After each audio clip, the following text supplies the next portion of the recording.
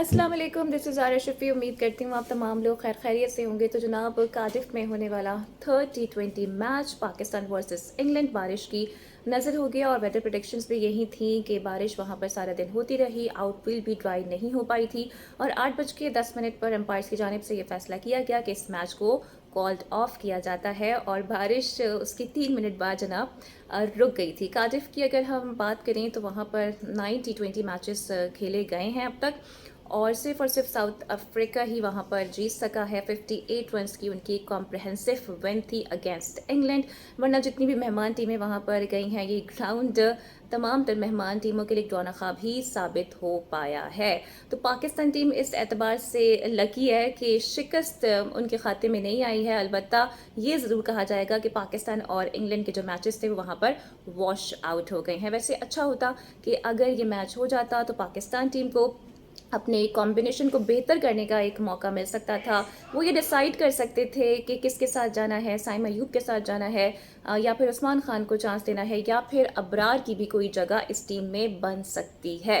लेकिन अनफॉर्चुनेटली ये मैच नहीं हो पाया और कल अब होने जा रहा है इस सीरीज़ का लास्ट T20 मैच लंदन के ओवल ग्राउंड में। और अब से कुछ देर पहले तक ये इतलात आई थी कि जो कौमी टीम है वो कार्डिफ से अब लंदन ट्रैवल कर रही है और 2 से 4 बजे के दरमियान प्रैक्टिस सेशन भी किए जाएंगे। तो ये मैच जीतना पाकिस्तान के लिए काफ़ी ज़्यादा इंपॉर्टेंट इस एतबार से भी है कि उसके बाद फिर वर्ल्ड कप शुरू हो रहा है और फिर ट्रेनिंग्स के लिए, एक्सपेरिमेंट्स के लिए आपको बिल्कुल भी टाइम नहीं मिलेगा। जीतना वैसे बड़ा मुश्किल होगा क्योंकि इंग्लैंड को इंग्लैंड में हराना अगेन मैं कहूँगी बहुत ज़्यादा मुश्किल होता है। फिर होम क्राउड की सपोर्ट भी हासिल होती है और फिर जिस तरह से वो खेल रहे हैं, जोफ्रा आर्चर ने जिस तरह से बॉलिंग करवाई थी, जिस तरह से उन्होंने कम बैक किया है, जो बड़ा शानदार उन्होंने एक अपनी परफॉर्मेंस का मुजाहिरा किया है, वो तो हम भूल भी नहीं पा रहे हैं। और अगर हम अपनी बॉलिंग का कंपैरिजन उनके साथ करें तो हमें अपनी बॉलिंग इस वक्त थोड़ी सी लड़खड़ाती हुई नज़र आ रही है, बिकॉज हमारे स्पिनर्स भी बहुत ज़्यादा रन देते हुए नज़र आ रहे हैं, लेकिन हम रिलेक्टेंट हैं कि हम उनके साथ ही जाएंगे। तो ये बड़ा ही एक ड्रॉबैक है और इस पर हमें सोचने की ज़रूरत होगी।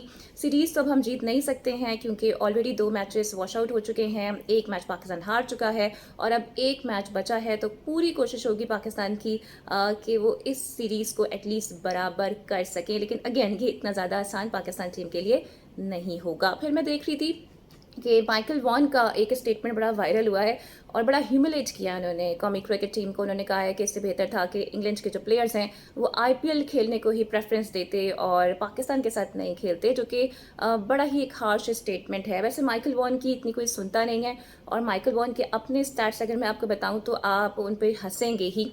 इनफैक्ट मैं ये सोच रही हूँ कि इन स्टैट्स के साथ वो इस तरह की बातें कैसे कर सकते हैं। जी हाँ, ODI में अगर हम बात करें तो उनकी कोई सेंचुरी नहीं है और अगर T20 में बात करूं तो उनकी कोई निफ सेंचुरी भी नहीं है, लेकिन उसके बावजूद भी वो इस किस्म के स्टेटमेंट देने से बाज नहीं आते हैं।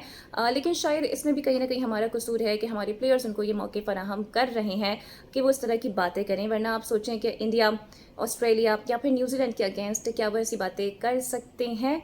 अगर हमने भी कॉम्प्रिहेंसिव विंस हासिल की होती, हमने न्यूजीलैंड की सी टीम को 4-0 से हराया होता या हमने फिर अभी आयरलैंड को 3-0 से हराया होता या फिर हम पहला मैच इंग्लैंड के अगेंस्ट जीत जाते, तो माइकल वॉन इस तरह की बातें बिल्कुल नहीं कर पाते। तो बाबर आजम के लिए और इस पूरी टीम के लिए बड़ी अलार्मिंग सिचुएशन है, बिकॉज अब टाइम बिल्कुल नहीं है, आगे वर्ल्ड कप भी आ रहा है और अब ये लास्ट मैच है, सबकी नज़रें भी इसी पर मरकूज़ हैं। पाकिस्तान टीम को ये मैच जीतना होगा क्योंकि जब आप किसी बड़े टूर्नामेंट में जीत के जाते हैं तो आपका कॉन्फिडेंस भी अपलिफ्ट होता है, आपका मोराल हाई होता है, आपके स्पिरिट्स हाई होते हैं। लेकिन अगर आप हार के किसी टूर्नामेंट में जाते हैं तो ऑलरेडी आपके शोल्डर डाउन हो जाते हैं, आप पे प्रेशर बिल्डअप होने लगता है। यहाँ पर हम देखें तो पाकिस्तान टीम मिडिल ओवर्स में ही स्ट्रगल करती हुई नजर आती है ज़्यादातर, चाहे वो बॉलिंग हो या फिर बैटिंग हो, और यही वजह है कि बेशतर मैचेस हम हार जाते हैं।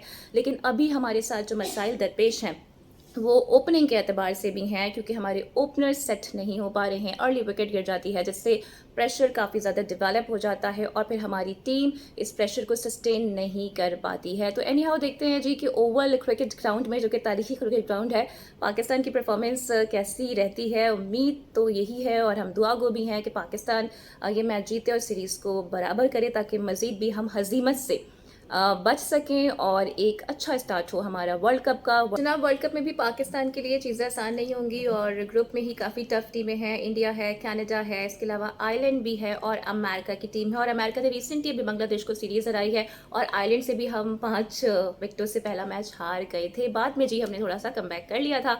तो ये तमाम जी सिचुएशन है और पाकिस्तान टीम को इस वक्त अपना किबला दुरुस्त करने की बहुत ज़रूरत है। उम्मीद है कि Pakistan team Oval cricket ground में ये मैच जीतने में कामयाब रहेगी। इसके साथ ही मुझे दीजिए इजाज़त। अगली वीडियो में आपसे फिर मुलाकात होगी। अपना बहुत ख्याल रखिएगा। Don't forget to like and subscribe my channel. Video को शेयर और लाइक आपने लाजमी करना है। Take care. अल्लाह हाफिज़।